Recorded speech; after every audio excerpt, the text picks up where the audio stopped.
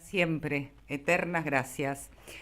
Mind Your Business es la página, el sitio de Eduardo Remolins, a donde yo voy a consultar varias cosas muchas veces. Y nada, tomen nota todos porque hay mucho contenido inspirador, aunque no sea específicamente lo que vas a buscar, por ahí te vas topando, como me pasó a mí, con otros contenidos y todos te abren puertas, puertitas, ventanas para que te plantees cosas, para que aprendas más, para que sepas o para saber cómo profundizar de algo que sí te interesa.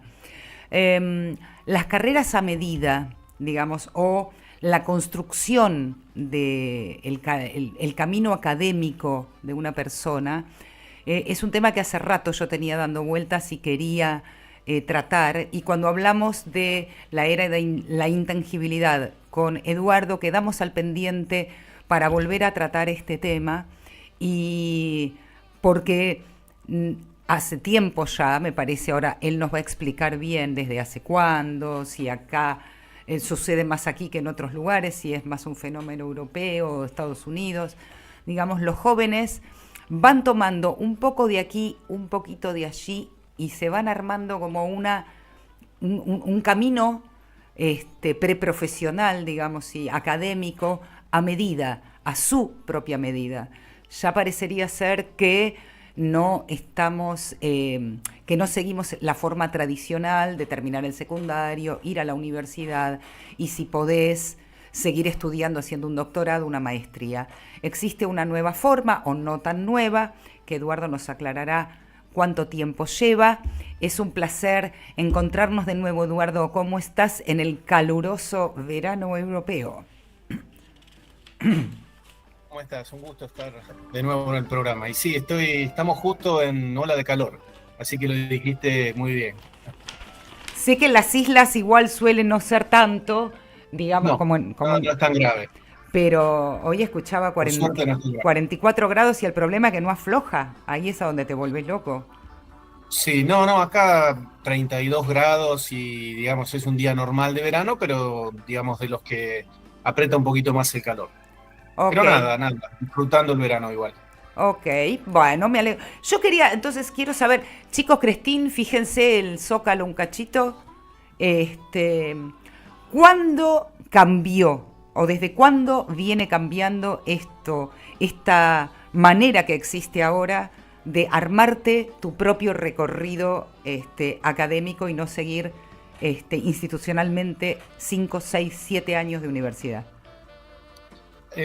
Hay dos cosas, Sofía. Lo que comentabas vos al comienzo, que es algo muy interesante, muy bueno, la posibilidad de hacer tu carrera un poco a medida, elegir las materias, es elegir las materias y al final la universidad te crea, en muchos casos, un título a la medida de las materias que fuiste eligiendo. Eso es muy común en el sistema anglosajón, especialmente en Estados Unidos. Por eso uno escucha que dicen soy major en tal cosa. Por ejemplo, soy major en sociología. Quiere decir que estudiaste un conjunto de cosas, pero la parte principal, la que más le dedicaste tiempo, es sociología o contabilidad o matemática o lo que sea. Eso es muy anglosajón y para mí me parece fantástico porque te permite esto que decías vos, elegirte un poco a la medida tu carrera. Muchos siguen la carrera tradicional, muchos se la montan, digamos, ¿no? Sí, porque no estamos diciendo bajo ningún punto de vista universidad no, a la carta sí. O sea, No. No, más allá de que ese es como otro tema de discusión de hasta qué punto, digamos, sigue teniendo el mismo valor la formación universitaria. Yo creo que tiene su lugar, obviamente. Pero después hay otra cosa que sí creo que es mucho más universal, y es el tema de cómo cambió la valoración social y cómo cambió la actitud que tienen los más jóvenes, los más chicos con respecto al estudio universitario. Y ahí sí cambió, y ahí hay un contraste grande, como decías, con lo que era la actitud tradicional, digamos, en el siglo XX, ¿no? Ni que hablar si vas a comienzos del siglo XX, donde la generación de nuestros padres o nuestros abuelos era el logro máximo en la familia que la primera generación tuviese el título, ¿no? claro, sí, En sí. Argentina decimos mi hijo el doctor, pero en otros países hay versiones similares. Y hoy lo que hay es algo distinto, que es cambia la percepción de la universidad y cambia la percepción de lo que es el trabajo.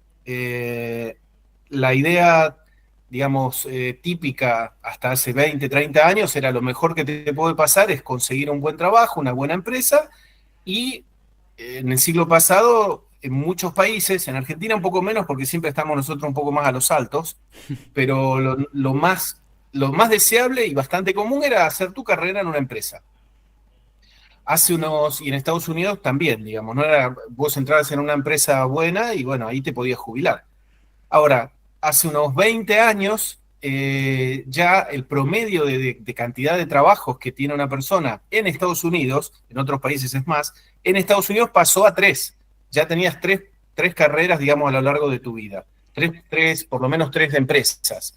Hace 10 años pasó a 7, o sea, más que se duplicó. Y ahora ya se espera que cualquiera de los chicos que están entrando al mercado laboral tengan 12, 14 trabajos diferentes. O sea que Entonces, esa diversidad está hasta bien vista, o sea, ya ahora digamos sí, que puedas involucrarte en diferentes empresas para diferentes proyectos, porque eso te iba a preguntar, los pibes se preparan la vida académica así, porque van a sí. emprender o por el perfil que busca, el que busca los headhunters o el que busca desde una empresa. ¿Para qué es? Vos decís, vos decís si la persona, el chico elige la carrera en función de lo que busca el mercado. No, si el sistema, si esta modalidad de ir Sí. armándotelo tiene que ver con algo personal, porque, o tiene más que ver porque vas a emprender vos, o porque sabés que las empresas que están mirando lo que van a elegir, miran este tipo de construcción académica, o Yo creo que valoran. empezó, yo creo que empezó por las personas, empezó por algo que hablamos la otra vez, la vez anterior, es la gente tiene otros valores, otras expectativas y han cambiado eso, la escala de valores de los chicos. Y el mercado laboral se tiene un poco que adaptar. ¿Por qué? Bueno, por un lado a mí me ha pasado estando en el lado empresario, digamos, corporativo, no vas a encontrar siempre la persona, por ejemplo, en el ámbito de tecnología, hay muy pocos chicos que terminen la carrera. ¿Por qué? Porque aprenden a programar, si es eso lo que están estudiando, o estudian análisis de sistemas, ingeniería en sistemas, y a lo mejor en tercer, cuarto año ya consiguen un buen trabajo y se van. Sobre todo, esto es interesante, la gente que tiene más perfil, ¿cómo te podría decir? Sofisticado e intelectual en tecnología. No terminan las carreras porque se los llevan antes. Pero yo creo que el primer impulso fue personal. Ahora, ¿qué pasa? Las empresas también se dan cuenta, más allá de que a veces no encuentran las personas con las carreras terminadas que necesitan, también se dan cuenta que como el entorno económico es muy incierto, es muy cambiante, muy fluido, el que vos tengas experiencias variadas, el que hayas estado en varias empresas, lejos de ser un problema, antes te miraban en una entrevista y te decían, ¿por qué cambiaste 3, 4 veces de empresa? Era como sospechoso, ¿no? Era como, ¿qué Claro, pasa? ¿No te puedes quedar en una empresa? ¿Te habrán te echado? echaron, claro. Hoy, hoy se ve al revés. O sea, y vos podés decir normalmente, tranquilamente, me fui de una empresa y me tomé un año, porque tenía ahorros y me fui de viaje o me fui a, no sé, a vivir a otro país. Y te lo dicen y eso se toma como una cosa positiva, te creen. Y como te digo, una persona que tiene experiencias variadas. Por ejemplo, vos tenés una formación técnica, pero estuviste en el ámbito, en el área comercial o en el área de negocios, de marketing. Eso es muy valioso porque es una persona, es como un ambidiestro, ¿entendés? Alguien que maneja distintos ámbitos. Y hoy, salvo en áreas muy especiales, vos no necesitas hiperespecializados. ¿Te acordás que hasta hace unos años nos decían lo mejor que puedes hacer es súper especializarte? No, vos lo que necesitas es ser una persona flexible, capaz de resolver problemas. O Y sea que cuando vos te estamos enfrentas, hablando de habilidades blandas, o sea, todas las habilidades blandas como la empatía, resolución de problemas, comunicación, correcto, son las bien gestión de vistas. equipos, se han revalorizado muchísimo. No quiere decir que no haga falta gente con formación técnica, tiene que haberla, pero si esa persona que tiene formación técnica además tiene una experiencia mixta, digamos, y tiene estas otras habilidades sociales, gestión de equipos, entonces es muchísimo más valorado. Ni que hablar cuando tu experiencia es, por ejemplo, distintos países o si no son distintos países, distintos lugares en el país. Porque naturalmente sos capaz de comunicarte con gente diferente, te integras mejor, más fácil, y tu perspectiva es más fácil que te pongas en el lugar del otro. Para analizar un problema tenés más herramientas. Entonces, yo creo que hoy las empresas, también por necesidad, de que estamos en un mundo que cambia mucho, vos muy profundos, cambios tecnológicos, Sofía, los cambios tecnológicos que estamos viendo son impresionantes. Sí, La velocidad a la que yo no van llego, apareciendo. no llego, estoy ahí tratando, pero no llego con todo. Bueno, pero ¿sabés algo bueno? Que en tecnología vos podés dar saltos, hacer lo que en inglés dicen leapfrogging, porque la tecnología va avanzando muy rápido, pero vos lo único que tenés que aprender es lo último. Entonces, supongamos que en los últimos 20 años te desconectaste totalmente de la tecnología y decís, bueno, ahora me voy a poner un poco al día.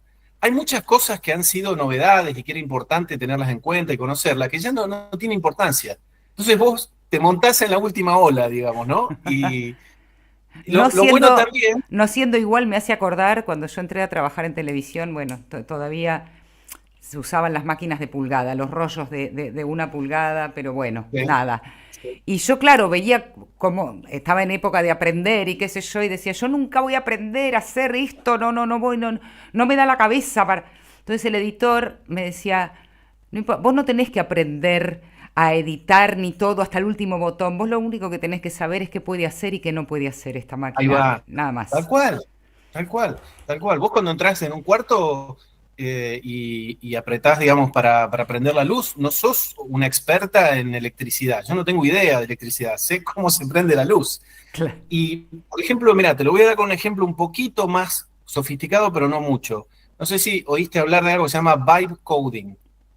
No, Vibe coding es una forma de programación. ¿Te acordás que hasta hace unos años, si vamos a volver al tema de las universidades, qué te decían si lo que te querían recomendar era una carrera con buenas perspectivas económicas? Aprende a programar. Tenés que sí, aprender a programar, sí, porque programar era sí. la única que no se iba a reemplazar. En los últimos 2 años, la inteligencia artificial hizo que esa sea la cosa, la actividad, digamos, el rol laboral que más fácil se ha reemplazado. Las inteligencias artificiales programan muy rápido y muy bien, a tal punto que una persona que no sabe programar, como yo, por ejemplo, le puedo dar instrucciones al sistema porque no necesito saber programar, necesito saber qué quiero que programe. Claro. Entonces, se programa con un método que se llama bytecoding, en el cual vos lo que tenés que saber es expresar en palabras qué es lo que querés que haga ese programa, y la inteligencia artificial te lo hace, y después vas corrigiendo, editando. Ahora veo que sigue siendo importantísimo, y lo digo obviamente como periodista y como comunicadora, que gracias a Dios la habilidad o la formación en aprender a escribir y a hablar y a comunicar Totalmente, no pasa de totalmente. moda. O sea, No, para no, no, no, no, cualquier no. cosa que queramos necesitamos saber comunicarlo. De hecho, uno lo ve, Totalmente. preguntale mal a Google y la respuesta no la vas a tener. Eh, Correcto. Y lo mismo pasa con ChatGPT o Claude o todas esas. De hecho, se llaman grandes modelos de lenguaje, porque la cosa que fue realmente revolucionaria es que como la forma para comunicarte es el lenguaje normal, que primero era escrito y ahora también es verbal, es como si le hablaras a otra persona. Entonces lo ha democratizado, lo ha ampliado tanto y por eso explotó la cantidad de personas que lo utilizan. Por eso te digo que hay un salto. Hay personas, la otra vez te mencionaba una persona muy mayor que es cliente mío que maneja ChatGPT perfecto y no tiene una formación técnica, pero, y no ha pasado por etapas, no es que aprendió a programar en Fortran y después en C++ y después, no, pasó directamente a un sistema en el cual lo que vos tenés que hacer es escribir o hablar, digamos, ¿no? Entonces la interfaz, como se dice, es la interfaz humana. Así como estamos hablando nosotros, yo puedo hablar con el sistema. Lo mismo hizo hace muchos años Steve Jobs cuando dijo, en lugar de que los celulares, digamos, tuvieran que tener, por ejemplo, un pequeño tecladito, como tenían los BlackBerry, ¿te acordás? Entonces sí. todos con el tecladito, dijo, no, la interfaz humana por excelencia es el dedo índice. Entonces inventó el iPhone, que después copiaron todos los otros teléfonos, y hacemos todo con el dedo. Hacemos scroll con el dedo, seleccionamos algo con el dedo, porque esa es la forma natural humana, lo que usamos para agarrar las cosas, para manipular objetos. Ahora han hecho lo mismo, pero con nuestra forma de comunicarnos. Y nuestra forma de comunicarnos es verbal. Entonces, eso ha hecho que todos podamos hoy ser usuarios de la herramienta tecnológica más sofisticada que hay. Porque lo que sabemos, como dijiste vos, es saber preguntar, y dijiste algo muy importante, lo que sigue teniendo valor y sigue teniendo, yo te diría, justificación de estudiarlo en una carrera larga, digamos, bien estructurada, es el saber pensar, el tener capacidad de razonamiento lógico, el pensar de forma ordenada. Y eso se aprende, eso obviamente que se aprende. Cuando la educación se va degradando un poquito, vos te das cuenta que los chicos no piensan con rigor, o algunos, digamos, los que no han tenido una educación más o menos formal, no pensás de la misma forma. No. Entonces, saber pensar con rigor, saber expresarte con rigor, saber ser preciso en la forma en la que expresás algo, en la que solicitas algo a un sistema, por ejemplo, es importantísimo. Entonces, carreras que habían quedado en desuso, yo creo que son las carreras, quizás no para estudiar 5 años, quizás pueden ser más cortas, como en Inglaterra 3 años o en Estados Unidos 4 años, pero estudiar filosofía tiene sentido, estudiar matemática tiene sentido, Sí, sí, es verdad. estudiar... Vos ves en perfiles a veces que hay unos cruces que a mí me parecen apasionantes de saberes que antes, supongo, hace pocos años atrás dirían, pero ¿qué le pasó? Se golpeó la cabeza. O sea, que estudió filosofía y estudió análisis matemático. O sea, la verdad es que hay unos cruces que son muy, pero muy interesantes.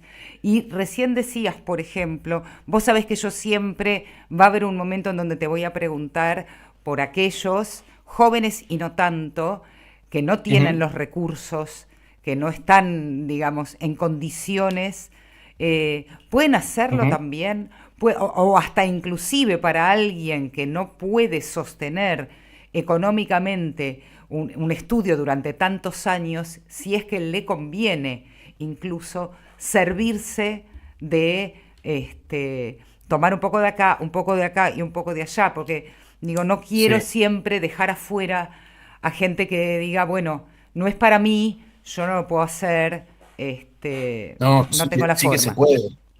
No, yo te diría dos cosas, mira, y te lo introduzco con un tema. O sea, que una de las regiones que mayor cantidad de emprendedores y emprendedores tecnológicos está generando en el mundo es África. Ajá. No las grandes, grandes, grandes empresas que salen del Silicon Valley, de China, no, pero sí muchos emprendedores que tienen negocios, negocios pequeños, pero la cantidad de emprendedores es enorme. ¿Por qué? Porque el celular y la conexión rápida a Internet, los smartphones, les permitieron montar pequeñas tiendas, pequeños negocios a personas que, digamos, no tienen grandes capitales, pero tienen la capacidad de descubrir qué servicio, qué necesidad pueden cubrir. Entonces, democratizó mucho la tecnología y democratizó mucho el tema de que pueda ser emprendedor. Entonces, fíjate vos hoy, con un móvil, con un celular, y descargándote la aplicación, digamos, de ChatGPT o cualquier otra, cualquier chico, sin que tenga, digamos, una cuna de oro, sin que tenga una familia que le dé muchas posibilidades económicas, puede servirse de eso para aprender mucho. Pero ¿dónde está el cuello de botella que yo creo que ahí sí no tenés que dejar todo librado, que cada uno se las arregle como pueda? Tienen que tener una educación primaria y secundaria, todos, todo el mundo, independientemente de su nivel económico. Tienen que tener una educación muy, muy fuerte, muy rigurosa, que te enseñe a pensar, que Mm. te enseñe a pensar, digamos, de forma rigurosa, como te digo, independiente, que te enseñe a razonar. Estamos sonados, acá de este lado del mundo, en este momento en particular, estamos No como, estamos en el mejor momento, sí, no, no, no, totalmente. lejos. Y a Pero mí por es eso te algo lo que digo. me obsesiona, por eso insisto tanto con el tema de educación.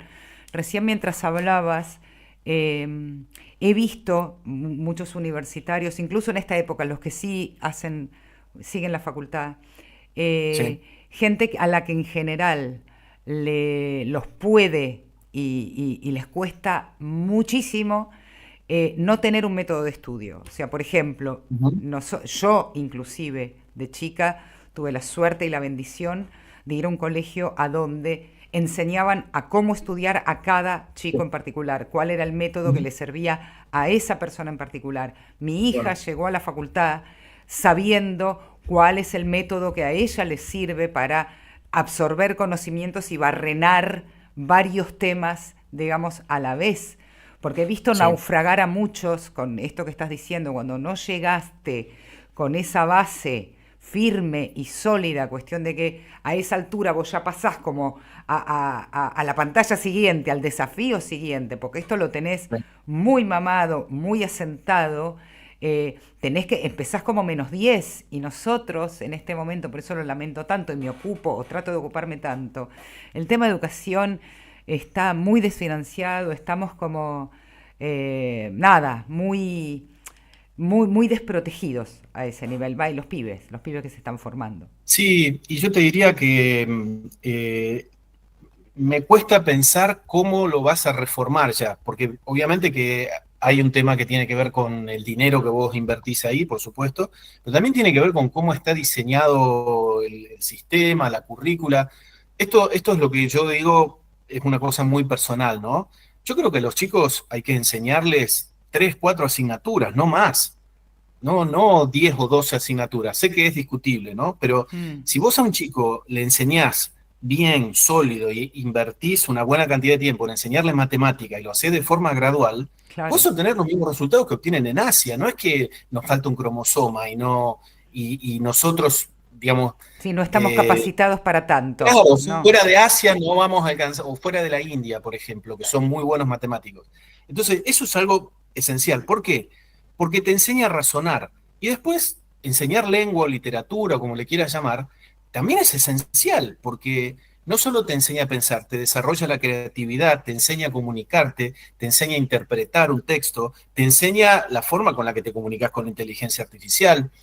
Y podés agregarle un par de materias más, pero digamos, yo creo que es un sistema de educación tan diferente de lo que existe hoy en día que no sé si te conviene tratar de modificar eso que no sabes por dónde entrarle, es una cosa gigantesca, o comenzar con un sistema diferente. Pero estoy totalmente de acuerdo con vos que hoy, tal cual está funcionando, comenzás en -10.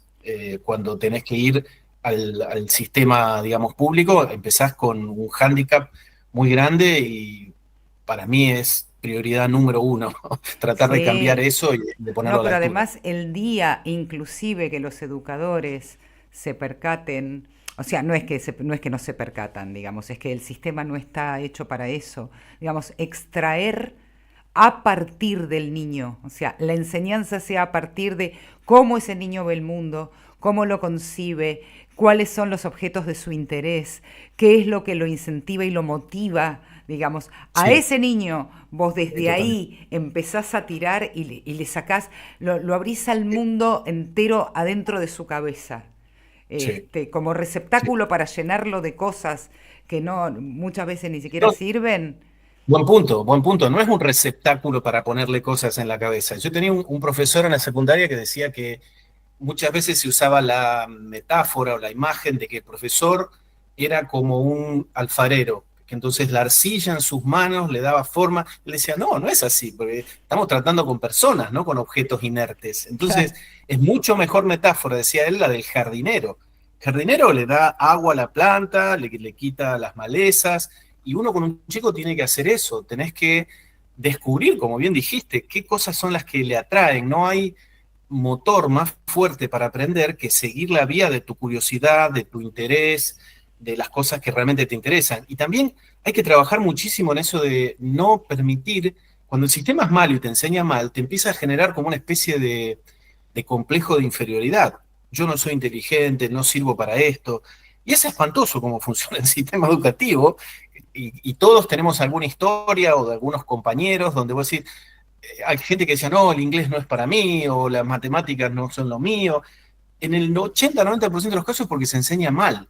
Y Sí, vos lo que claro. tenés que hacer es generar personas seguras, confiadas, por supuesto que siempre se te va a dar mejor algo que otra cosa, gente curiosa y que sabe que tiene la capacidad de aprender. Cuando esa persona sale al mundo laboral, como bien dijiste, tenés tantas herramientas que puedes aprender lo que quieras. ¿Querés aprender Python para hacer un programa de finanzas? Ningún problema, no necesitas hacer una licenciatura en finanzas o en economía. No estoy diciendo que no la hagas. Si podés y querés, fantástico, y siempre vas a sacar cosas buenas. Pero lo que te digo es, se puede aprovechar un montón de herramientas, la formación es mucho menos reglada. Hoy en día, solamente en LinkedIn o en plataformas de formación podés encontrar cursos de las mejores universidades del mundo. Mira, yo hace mucho, mucho tiempo para estudiar una maestría en innovación me tuve que mudar a Inglaterra a vivir un año ahí.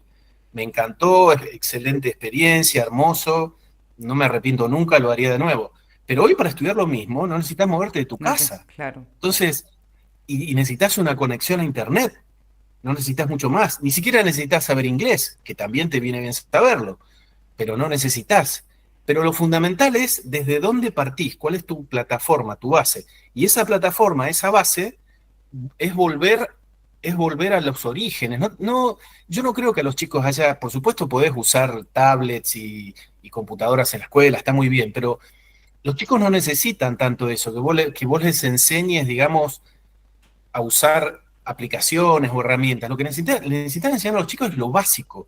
Necesitas enseñarle las materias tradicionales, necesitan saber, como te digo, necesitan saber matemática, necesitan saber quizás algo de filosofía, necesitan saber literatura, tienen que leer los No, clásicos. y que esos mundos, me parece, conversen entre sí. O sea, aprender desde Sí, chicos que esos que está estudiando se interconecta y esas tres o cuatro cosas conversan entre sí todo el tiempo. Entonces, todo el tiempo, sí. esa conexión, esto de, como yo decía, barrenar de a varias cosas a la vez, si vos lo Ujú. traes desde que sos así, llegás a los 20 años y nada, es eso, no te amedrentás, no te asustás, Exacto. te persiste la curiosidad, querés y tenés ganas de aprender. Ahora, Correcto. me quedé pensando con algo que seguro vos te vas a acordar, que también es otro tema que tengo dudas al respecto. Vos te acordás de Olmedo y Portales, ¿verdad? Sí, sí, O sí. sea, Olmedo, Sí. Olmedo nació Ya para sé, el sketch. Olmedo y, Borges. y Portales nació para Portales. O sea, esto quiere decir, si vos los invertís, no sé si hubiera funcionado. Entonces, tiene que ver mi pregunta con el mundo emprendedor. Digamos, yo estoy convencida de que no todos nacieron para emprender, por más No. que ahora todo el mercado nos indique, por ahí la fortaleza de una persona está justamente en ejecutar lo que otro le pide que haga y lo hace con maestría y lo hace con excelencia Sí. y digamos, no todos nacieron para aprender, digo, pues yo siento a veces que No. este mundo ahora le pide a todo el mundo que emprenda, reinventate, emprende, vos lo podés hacer solo, hágalo usted mismo. No sé si todo el mundo puede hacerlo, de verdad, y No, si está mal que no se pueda. no, hubo una cosa que se hizo, yo creo, con buena intención y, digamos, en algún momento hasta un poco formé parte de eso, las fundaciones para promover los emprendedores. Endeavor es una fundación muy grande Sí, en Argentina, en sí, todo el mundo, que hace cosas muy buenas. Yo formé parte de Endeavor un tiempo. Nada para criticar ni para quejarme, hacen cosas muy buenas. Pero ¿qué pasa? La idea de Endeavor y tantas otras fundaciones es tomar el emprendedor súper exitoso y decir lo uso como role model. Y sí. fíjense que empezó en un garage y no son tan así las historias. Cuando vos ves las historias de esos Claro, emprendedores, no todos son Steve Jobs adentro del garage, no. no. Y Steve Jobs también había ido a una universidad de élite y él se fue porque él quiso, pese a que sus padres adoptivos no eran ricos, pero había ido a una universidad de humanidades de élite y él Ujú. decidió irse y vivía en Palo Alto. Es como si vos me decís, no sé, quiero dedicarme al arte y nací en París en el siglo XIX. O sea, estás en el centro del mundo. Claro. Él, su primer trabajo, así medio de verano, lo hizo en Hewlett Packard y llamó él. Y creo que lo atendió uno de los socios. O sea, no son cosas que cualquiera puede hacer. Ahora, no está mal inspirar. Es verdad, y coincido con vos, no todos pueden o quieren ser emprendedores. Yo lo único que le agregaría a eso es, aunque no seas emprendedor, la forma en la que gestionas tu carrera, tu actividad laboral, es como si fueses un emprendedor, pero la empresa sos vos mismo. ¿Por qué? Porque una cosa es una persona que dice, bueno, yo sé que soy bueno en algo o que aprendí a hacer algo. Y cuando consigo un empleo estoy vendiendo un servicio. Y si no te lo vendo a vos, mañana se lo vendo a otro. Es muy distinta la forma en la que te parás, la forma en la que negociás, la forma en la que defendés tu posición en la empresa, que si vos sos una persona que dice, uff, tengo que conseguir que alguien me elija y me diga qué hacer, porque si no me eligen y me dicen qué hacer, no puedo ganarme la vida. Claro. Entonces, no es necesario que vos crees una empresa y contrates mucha gente y hagas una salida a bolsa, no, por supuesto que no. O ni siquiera que tengas una empresa, una pyme. Pero cada persona, y este es el mundo al que vamos, cada persona, vamos a un mundo en el que empresas grandes van a ser menos, van a ser pocas, y esas empresas lo que tienen cada vez más son subcontratantes, digamos, son otras pymes o personas Sí, individuales, tercerizan. freelancers, que trabajan y le venden servicios. Si vos te planteas así, de esa forma, a mí me parece fantástico. A mí personalmente, por ejemplo, no me interesa crear una empresa y tener muchos empleados, pero tampoco creo que la persona tenga que ir, digamos, a una entrevista prendiéndole una vela y rogando que por favor te elijan y después rogando que la empresa no te despida. Digamos, No, es hasta no, un no, no, no. punto de Aparte, vista y una perspectiva muy diferente. Vos sos no, un empresario. ¿De quién? De vos mismo. Vos vendés tus servicios en el mercado, sabés que tenés que aprender diferentes cosas, sabés cómo venderlo. Quizás tenés un empleo, pero en paralelo le vendés a otros clientes, porque tus ratos libres podés tener otros clientes, con lo cual, si te quedás sin ese empleo, tenés algo. Sabés que si el día de mañana esa empresa le va mal y te tiene que despedir o lo que sea, podés conseguir empleo, porque en realidad lo que vas a hacer es vender tu servicio a otra empresa. Y estás siempre con la antena viendo qué servicios necesitan las empresas que yo pueda ofrecer, qué necesito aprender, en qué tengo que mantenerme actualizado, cómo lo puedo presentar, cómo me puedo vender, cómo puedo presentar la habilidad y la capacidad que tengo para hacer algo. Entonces, eso sí, yo creo que tendría que ser de fábrica. Y eso es parte de lo que te podrían enseñar en la escuela.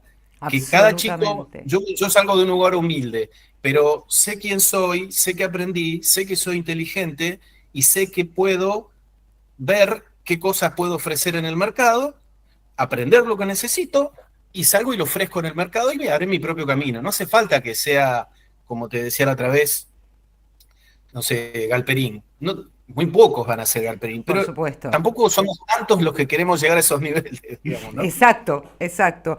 Ay, me quedaría como siempre una hora más charlando por lo menos, porque siempre es apasionante. Voy a seguir recorriendo Mind Your Business, que me encanta. Y nada, me gusta que siempre podamos contar con vos cuando queramos aprender y sacarnos algunas dudas, Eduardo. Siempre Con mucho quedamos al gusto. pendiente de volver a encontrarnos. Muy bien, un placer. Hasta la Igualmente, próxima. que afloje el Adiós. calor. Chau, chau. Gracias.